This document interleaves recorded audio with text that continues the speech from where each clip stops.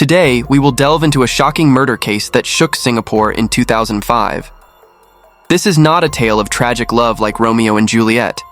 It is a brutal murder masked under the guise of love. This case not only captured public attention, but also raised many questions about human nature and the dark secrets behind seemingly ordinary appearances.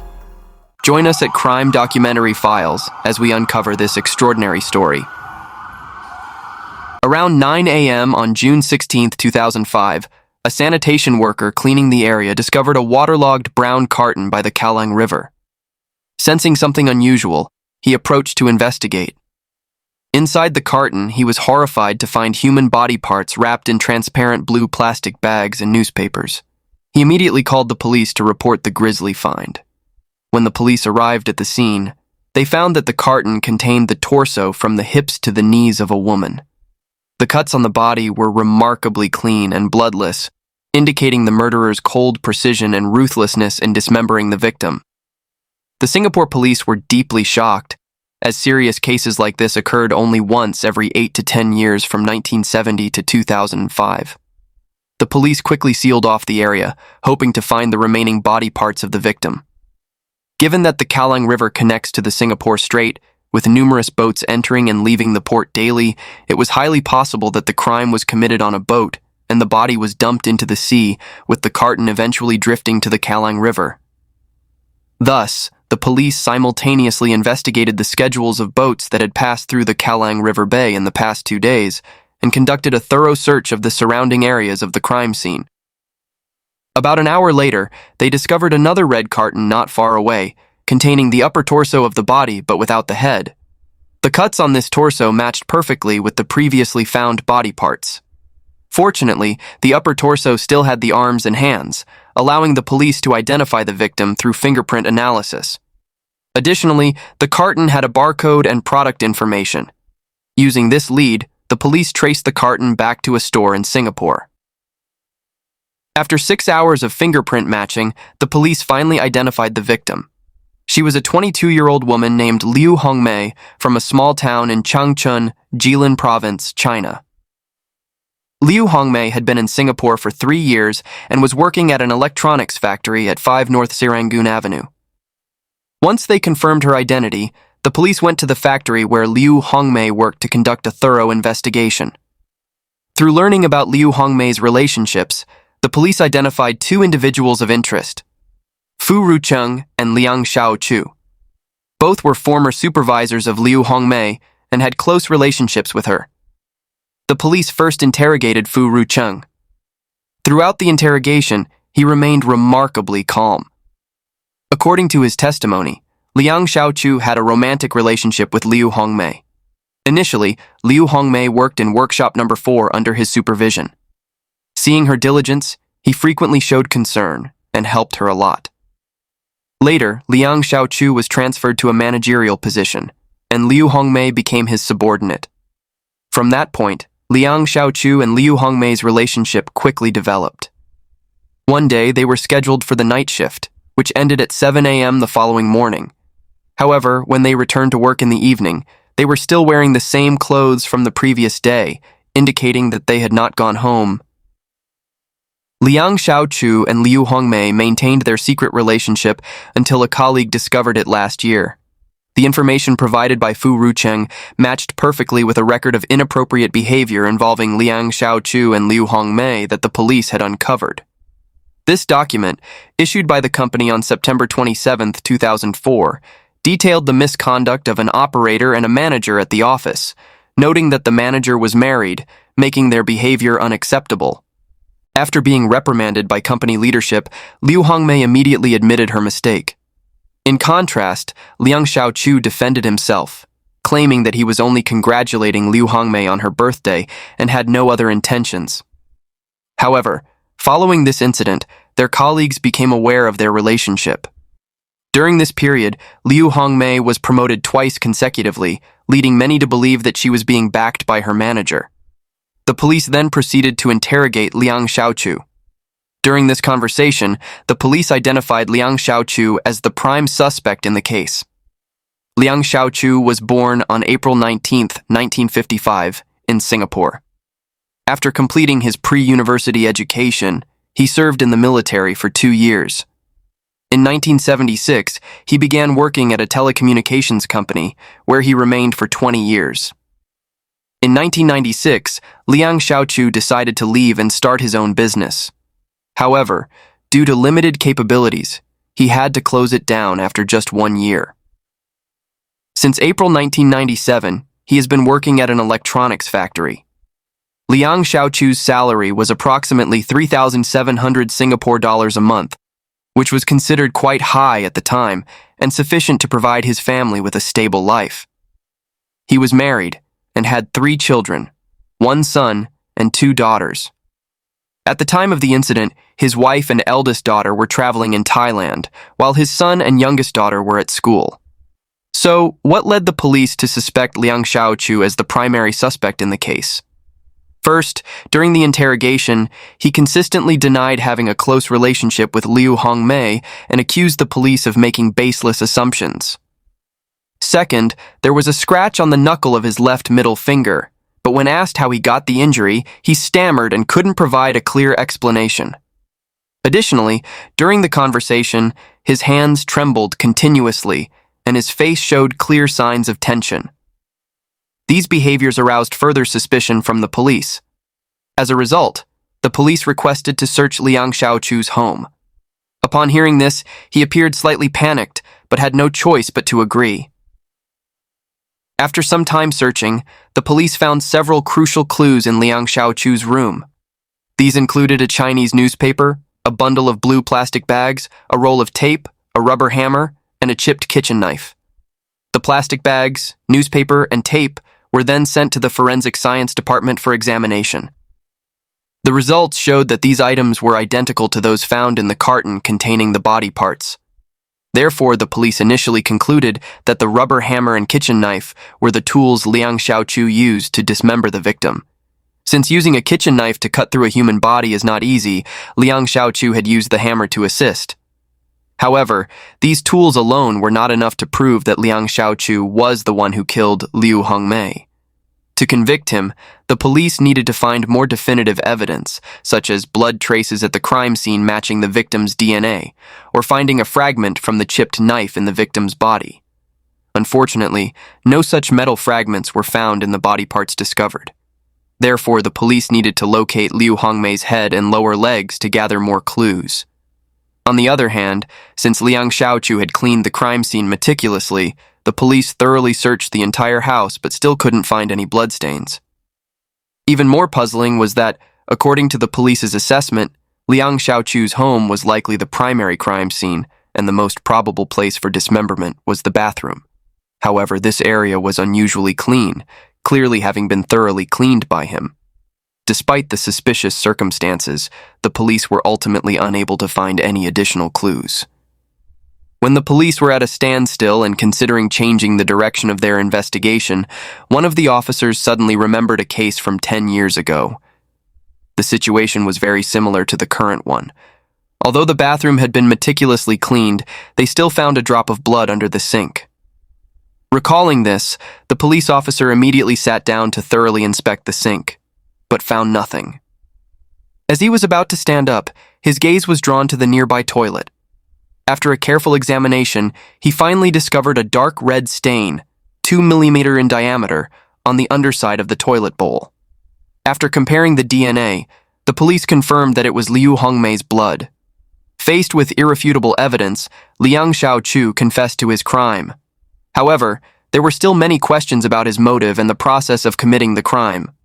Therefore, the police urged him to quickly disclose all details in order to receive leniency from the law. According to Liang Xiaochu's confession, on June 15, 2005, taking advantage of the fact that his wife and eldest daughter were traveling abroad and his son and youngest daughter were at school, he invited Hongmei to his house for a conversation. At around 9:50 a.m., Hongmei arrived at Liang Xiaochu's house. They sat and talked, but as the conversation progressed, Hongmei became increasingly emotional. She expressed that their relationship was constantly criticized by others and that she could no longer endure this clandestine life. She hoped Liang Xiaochu would join her in returning to China to build their careers together. However, having grown up in Singapore, with a happy family and a high-paying job, Liang Xiaochu naturally refused her proposal. Both of them felt stuck, and Liu Hongmei became disheartened. Eventually, she suggested, "If that's the case, let's die together so we can be together forever." Seeing Liang Xiaochu's hesitation, she added, "If you're afraid, let me go first, but you must promise to follow me." Liang Xiaochu agreed. Then he took a bath towel and wrapped it around Liu Hongmei's neck. They were sitting face to face, which made strangling much harder compared to doing it from behind, so it took longer. After about 20 minutes of strangling, Liu Hongmei's face started to turn from red to purple, and then to black. She eventually suffocated and collapsed onto the bed. Seeing her distorted face in death, Liang Xiaochu felt disgusted, abandoning his suicide plan, and began thinking about how to dispose of Liu Hongmei's body without being detected. Liang Xiaochu's son and youngest daughter were due to come home from school at 6 p.m., so he had to clean up the scene before then. He dragged Liu Hongmei into the bathroom and used a kitchen knife and hammer to dismember her body. During the process, internal organs fell out, which he casually tossed into the toilet and flushed. At that moment, a drop of blood splattered onto the base of the toilet, which he failed to notice. Liang Xiaochu cut the body into 7 parts, cleaned them, then wrapped them in plastic bags and newspaper before placing them in cartons. Afterward, he began cleaning the bathroom and washed off the blood from himself. Once the initial cleanup was done, he proceeded to dispose of the body parts. First, Liang Xiaochu rode his bicycle to dispose of the feet, shoes, and clothing in a roadside trash bin. Then, he took the train to the Singapore River to dispose of the head and calves. Finally, he went to the Kallang River near his home to dispose of the torso. Around 5 p.m., Liang Xiaochu returned home and began a second round of cleaning the crime scene. This time, he cleaned more thoroughly, ensuring all visible stains were removed. He washed the bed linens in the washing machine. The bloodstains on the kitchen knife were painstakingly removed using a sharpening stone. After completing everything, Liang Xiaochu changed his clothes and went to work at the electronics factory. On his way, he passed by Ang Mo Kio MRT station and discarded Liu Hongmei's handbag and personal items in a nearby trash bin. Liang Xiaochu stated that after dismembering and disposing of the body, he continued to work as usual.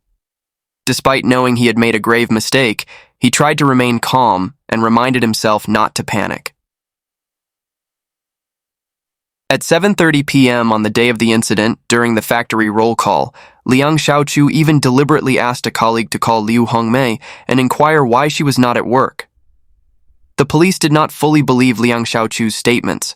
However, based on the existing evidence, they could only prove that he committed the murder without being able to determine his motive. If the case were tried according to his confession, it would be classified as manslaughter, resulting in a much lighter sentence. To uncover the truth and seek justice for the victim, the police needed to gather new evidence. They quickly focused their efforts in 2 directions, continuing to search for the remaining body parts of Liu Hongmei and conducting interviews to collect additional witness statements. The search for the remaining body parts faced many challenges. According to Liang Xiaochu's testimony, he had disposed of Liu Hongmei's head and calves in the Singapore River. Therefore, the police deployed a special task force to search along the riverbank, but still could not find the remaining body parts. At this point, the lead investigator had a thought. Perhaps the cartons had drifted ashore and were collected as trash. He then found out that there was a company nearby responsible for cleaning the canals, and they collected waste every 2 days to transport it to a ship at a port several kilometers away. When the police arrived, they discovered that the waste had already been sent to the Nam Tanjong Pagar incineration plant for disposal.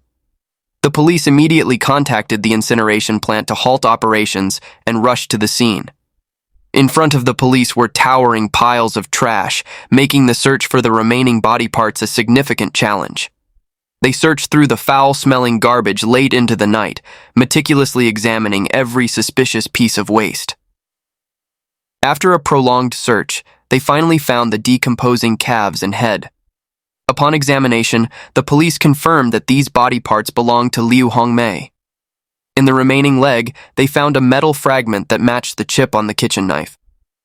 However, Even with this evidence, the police could not entirely discredit Liang Xiaochu's testimony. This was because there were no clear bruises on Liu Hongmei's neck. Typically, strangulation with a rope leaves distinct marks on the neck. But if a soft towel is used, it might not leave visible bruises. Additionally, there were no defensive wounds on the victim's body. The forensic doctor conducted tests for alcohol and drugs on Liu Hongmei's body, and both results were negative. This indicated that the victim was fully conscious and did not resist during the strangulation. Could it be, as Liang Xiaochu claimed, that Liu Hongmei willingly allowed him to strangle her? On this matter, the doctor provided an opinion.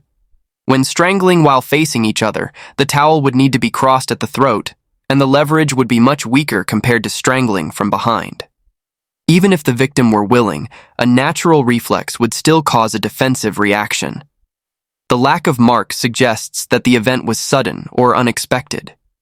During the investigation and interviews, the image of Liu Hongmei that the police gathered was entirely different from Liang Xiaochu's descriptions.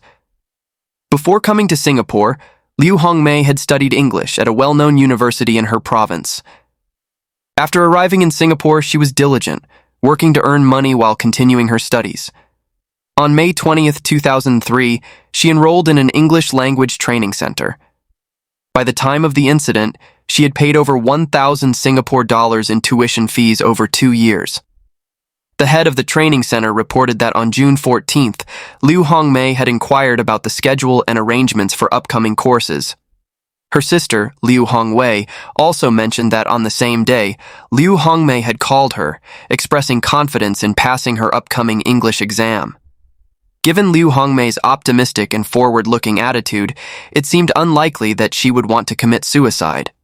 Furthermore, she had always wanted to stay in Singapore, so why would she suggest to Liang Xiaochu that they return to China to pursue their careers? If it wasn't a mutual suicide pact, then what was Liang Xiaochu's real motive?